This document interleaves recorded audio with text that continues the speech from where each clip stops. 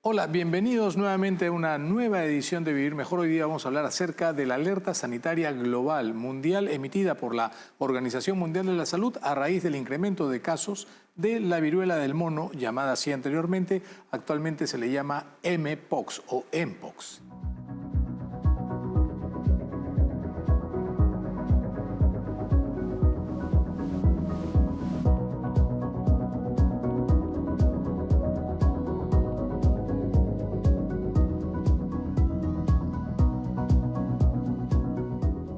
La viruela del mono cobró relevancia hace 2 años, sin embargo se conoce desde probablemente 50 o un poco más de años atrás. En los años 70 se reportó el primer caso, pero no creo que haya sido el primero en realidad, pero sí ha sido el primer reportado en las zonas del Congo, la República Democrática del Congo y la parte occidental del África. Y luego, periódicamente, desde ese momento hasta principios del siglo XXI, se reportaban anualmente casos, básicamente en gente joven, que tenía contacto con animales que podían tener al virus, no necesariamente el mono, ya veremos más adelante.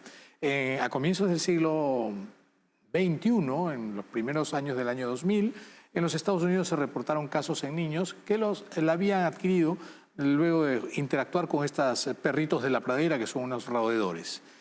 En el año 2022 cobra relevancia luego de que se da una cantidad importante de casos en Europa y en muchas partes del mundo, principalmente en hombres homosexuales que habían tenido contacto con personas sexual, con personas infectadas, aunque no se le considera una enfermedad de transmisión sexual, de tal manera que al día de hoy a las autoridades sanitarias les llama mucho la atención que últimamente se han incrementado los casos. Desde el 2023 a la fecha han habido 23.000 reportes de casos en África, en la zona endémica, con una mortalidad un tanto mayor. Esto ha llamado la atención porque hay muchos más números, con más mortalidad y porque se ha visto ya en otras partes de África en donde no se veía y una variante del virus, el clado 1B, ya veremos más adelante, que también se ha visto en Suecia y en Pakistán. Para conversar acerca de todo esto me va a acompañar un amigo, puedo considerarlo amigo personal, un profesional de primerísimo nivel y con una calidad humana extraordinaria. Él ha sido profesor emérito de la Universidad Peruana Cayetano Heredia, director, exdirector del Instituto de Medicina Tropical Alexander von Humboldt de la Universidad Peruana Cayetano Heredia, presidente de sociedades científicas, en fin, una trayectoria en investigación, publicación de artículos, realmente encomiable y muchas veces envidiable. Me estoy refiriendo al doctor Eduardo Gotuso, quien en unos instantes le vamos a dar el pase para conversar acerca de lo que es la viruela del mono y todas las implicancias y qué cosa es lo que deberíamos entender de una alerta sanitaria global. Ya volvemos.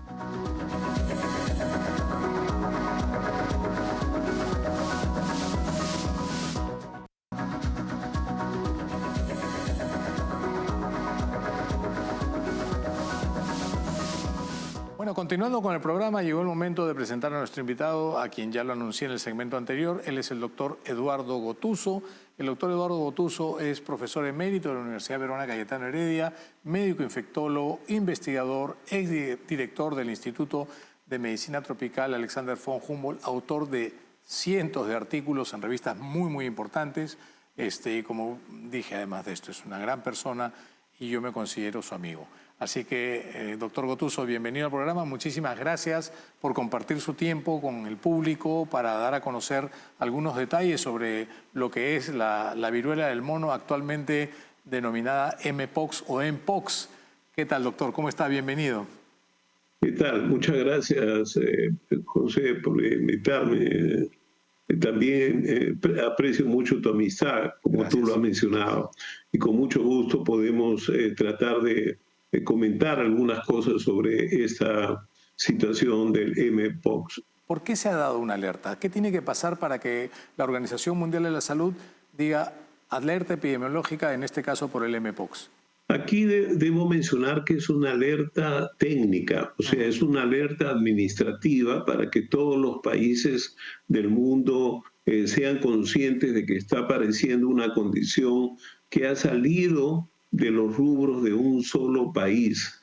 La alerta en realidad la convocó toda la Asociación de Países Africanos ¿Por qué? Porque ellos tienen un problema con este virus desde hace muchos años, pero que era una cosa leve, muy, digamos, no significativa, pero en los últimos 2 años ha aparecido una situación nueva que ha hecho de que hayan más de 20.000 casos en el Congo y que hayan muerto más de 500 personas.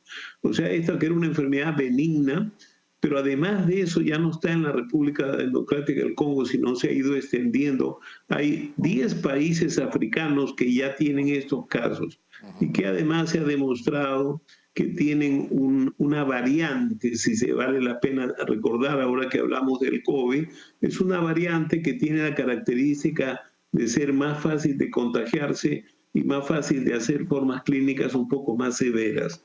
Mucha gente se alarma, se asusta y la idea es explicar precisamente cómo es que debemos tomar esta iniciativa y creo que lo ha dejado muy en claro. ¿Qué características tiene este virus a diferencia de la viruela humana? ¿Qué es lo que más llama la atención del comportamiento del virus? Parece ser que no está bien definido cuál es el reservorio definitivo, sino que hay muchos roedores en zonas africanas que se contagian y muchas veces las personas los cazan, estos animales los crían, los tienen de mascotas. Entonces los chicos desarrollaban enfermedades. Entonces en el África era una enfermedad relativamente benigna de niños que se contagiaban por estas mascotas o personas que tuvieran contacto con estos animales. Eso es la historia de la viruela del mono.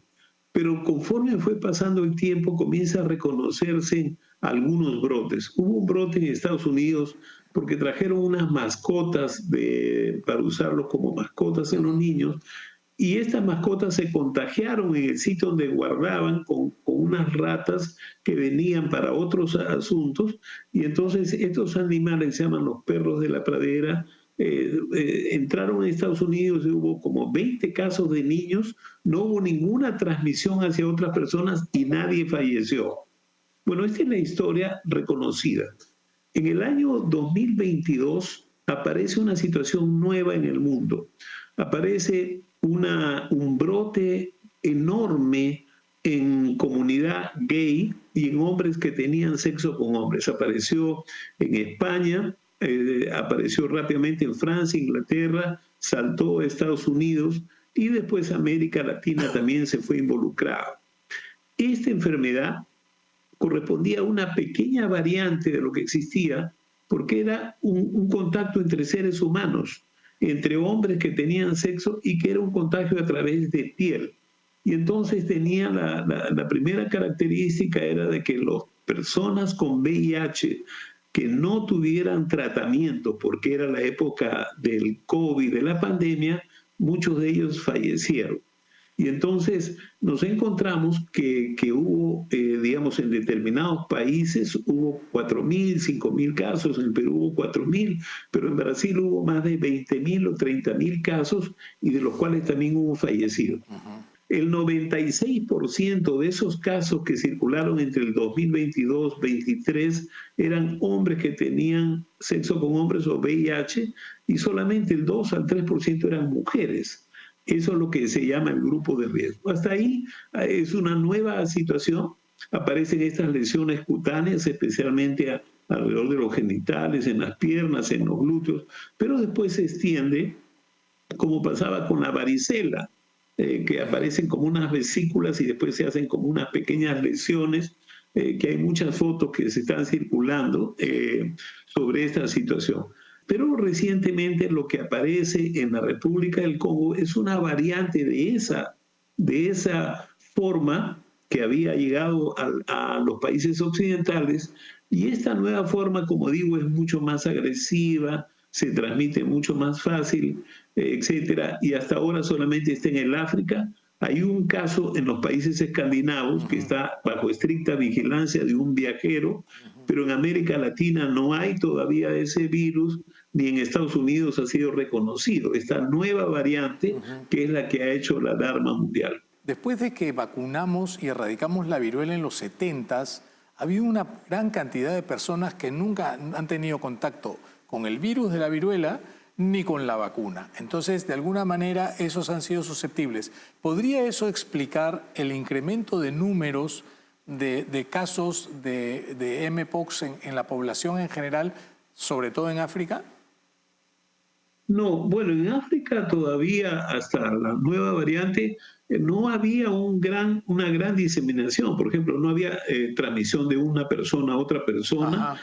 Siempre era una transmisión con un elemento, digamos, zoonótico de un animal cercano porque lo cazaron, porque Ujú, jugaron con él, ujú. etcétera. Entonces, no ha habido esa situación. Yo diría que es bien importante recordar que lo nuevo es una variante que no está relacionado a no estar vacunado, porque toda la población africana joven, igual que en el mundo, Ujú. no están vacunados. En el Perú No, se pues. paró de vacunar en el año 84 Ujú. y en toda América Latina entre el año 80 y 85 se dejó de vacunar de manera sostenida. Lo que sí es cierto es que las personas que nacieron antes del 85 en América Latina Ujú, y que fueron vacunados para viruela tienen un cierto grado de protección. ujú. Y por eso es que la mayoría de casos han sido gente muy joven, que nunca habían tenido experiencia digamos, con la vacuna de viruela, pero que tampoco tenían experiencia con este virus. Este virus no ha existido en América Latina antes. ¿Qué otros virus forman y puedan producir enfermedad en el humano, que puedan hacerse antropozoonóticos, digamos? Recuérdense bien que cuando los virus son estables, tienen la ventaja de que una vacuna sirve por años. Ujú, Recuerden bien hepatitis B, fiebre amarilla, todos hay vacunas para eso ujú. y uno se vacuna por una sola vez. Pero cuando aparecen variantes, como ha pasado con el COVID, aparecen nuevas condiciones y entonces las vacunas ya no son tan eficaces porque ya no es el mismo virus. Ujú, El virus ha ido cambiando. ujú. Esta situación se está dando hoy en día con los viajes internacionales, Claro. con, digamos, con ingerir o comer animales silvestres o tener mascotas inusuales, etcétera. Entonces hay muchas enfermedades que comienzan a tener importancia. Y el Mpox o la viruela del mono es una de ellas que realmente es importante traerlo a colación, que nosotros debemos siempre vigilar estas enfermedades y vigilar nuestras mascotas, vigilar el comportamiento sexual, etcétera, para evitar que haya una diseminación de una enfermedad. Antes de irnos a un corte, quería preguntarle cuál es el cuadro clínico, qué es lo que le puede pasar a una persona, en quién podríamos sospechar que sea un caso de Mpox, de viruela del mono. Por ejemplo, el que existía en el África antes no daba fiebre, te daba pequeñas lesiones y nada más. Se parece mucho a la varicela, Ujú. pero es una lesión que rápidamente también, digamos, primero que están todos los estadios de la lesión en el mismo, que hace diferencia de la varicela, ¿no? Porque la varicela tú estás teniendo un estadio y después va pasando a Así es. otro y no tienes todo en el mismo estadio, que esa es la característica de la viruela. Ujú. Esto se parece igual. Tú ves una lesión y toda la cara tienen estas lesiones que parecen varicela. Yo creo que hay varias fotos que sería Sí. bueno quizás traerlas a colación, pero después rápidamente los pacientes tienen lesiones oscuras, redondeadas, que parecen una escarapela intensa, pero los pacientes comienzan, muchos de ellos, a tener fiebre y tener ganglios, cosa que casi nunca ocurre con varicela o con otras enfermedades del tipo de POX.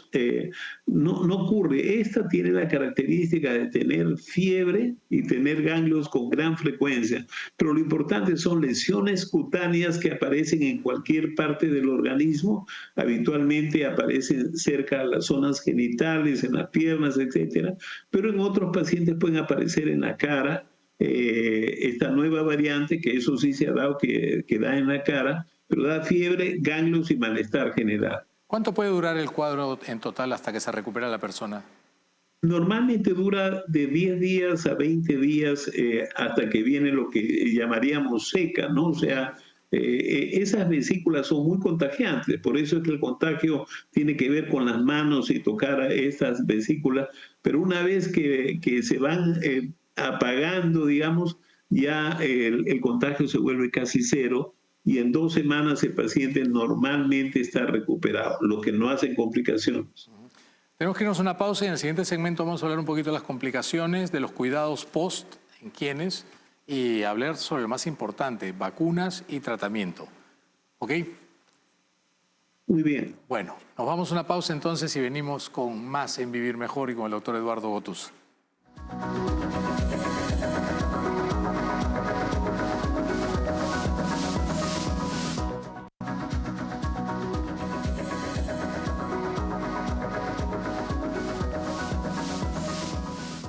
Continuando con el programa, estamos con el doctor Eduardo Gotuso, médico infectólogo, hablando sobre el mpox o la viruela del mono. Se nos quedó en el segmento anterior a hablar sobre el periodo en total, la recuperación, qué medidas de cuidados hay que tener, cómo prevenir el contagio, cuáles son las recomendaciones generales, doctor. Sí, en general, esta es una enfermedad que se transmite por contacto de piel. No voy a hablar del personal de laboratorio que está trabajando con estos virus, sino en la vida real de todos los días son lesiones que son de alto contagio y por lo tanto cuando uno examina pacientes o el personal de salud tiene que ver, lamentablemente tenemos que usar guantes y después de eso siempre lavado de manos cuidadoso. La familia tiene que hacer lo mismo, un lavado de manos continuo cuando están cuidando a sus familiares, porque fácilmente estas lesiones de piel es como contagian a otras personas. Por eso es que esta llamado no es porque se transmite por vía respiratoria.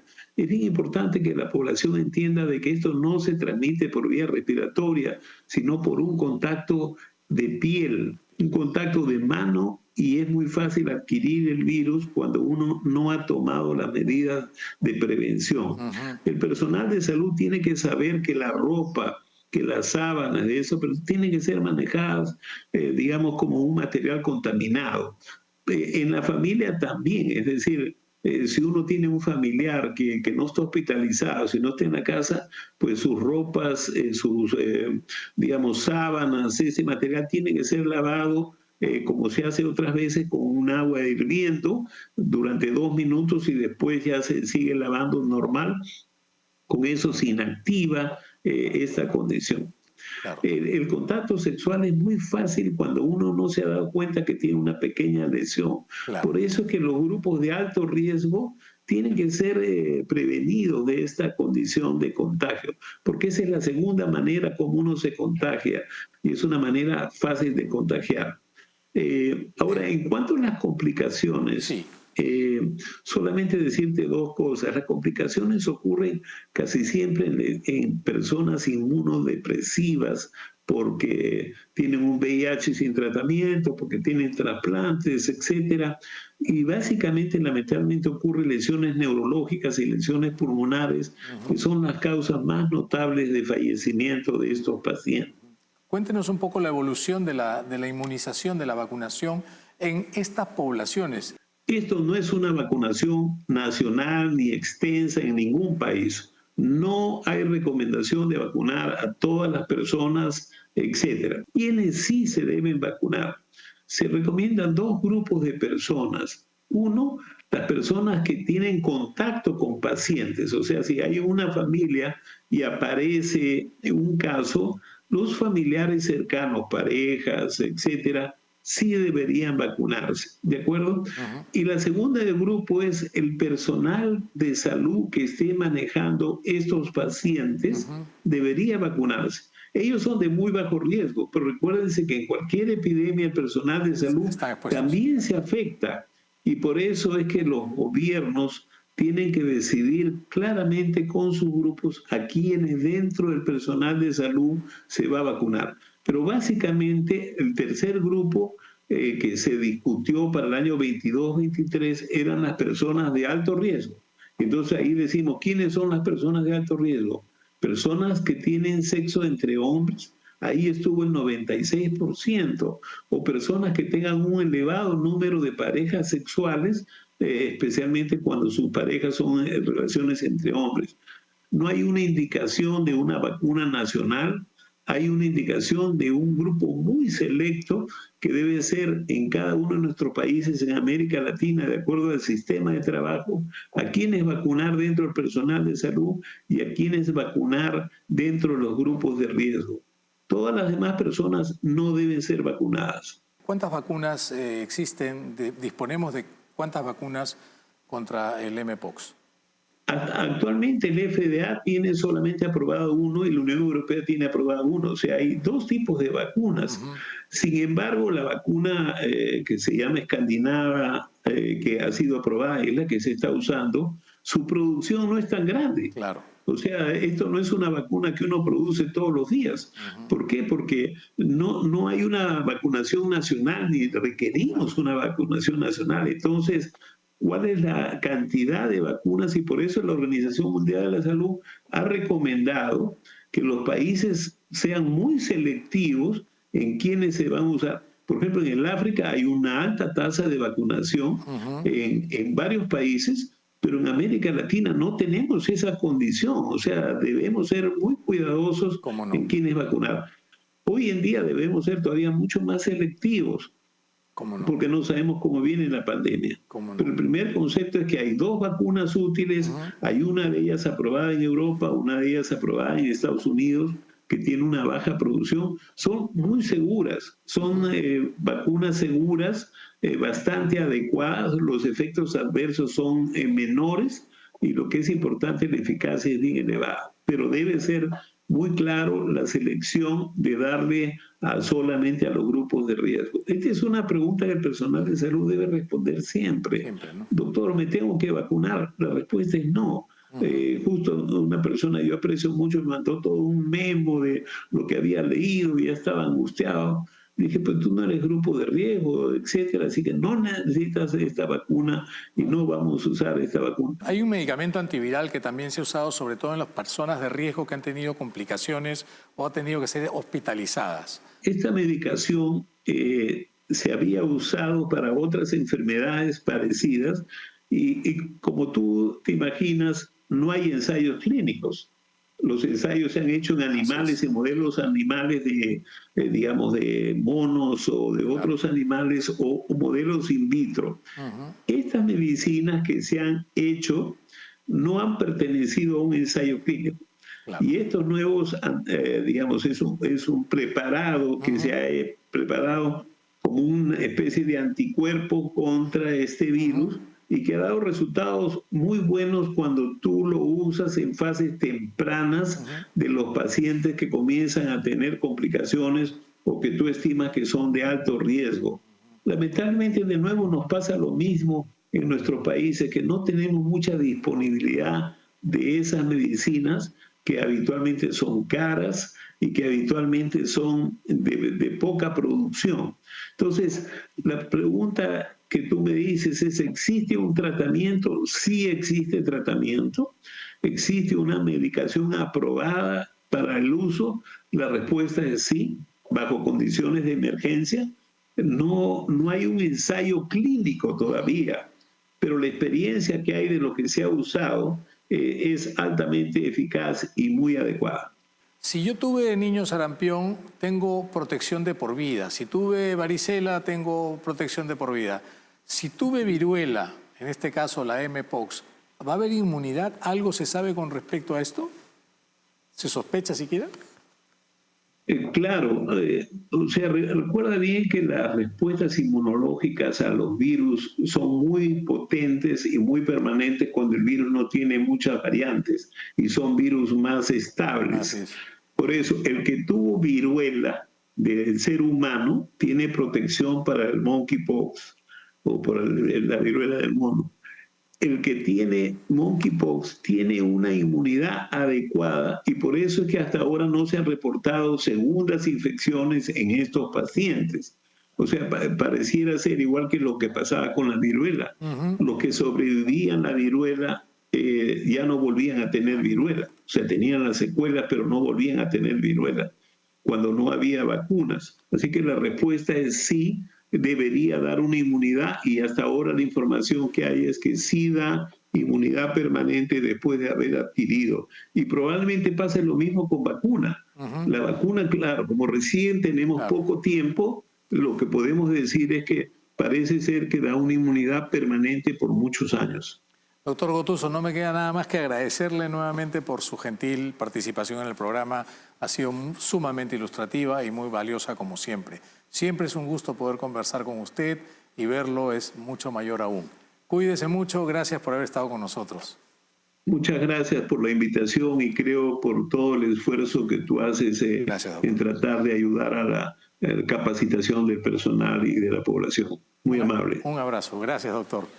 Y bueno, eso ha sido todo por hoy en Vivir Mejor. Dios mediante, estaremos en un nuevo programa próximamente. Gracias por su atención prestada. Lávense las manos, abran las ventanas, vacúnense y mantengan siempre, siempre, siempre una buena actitud. Nos vemos. Chau, chau.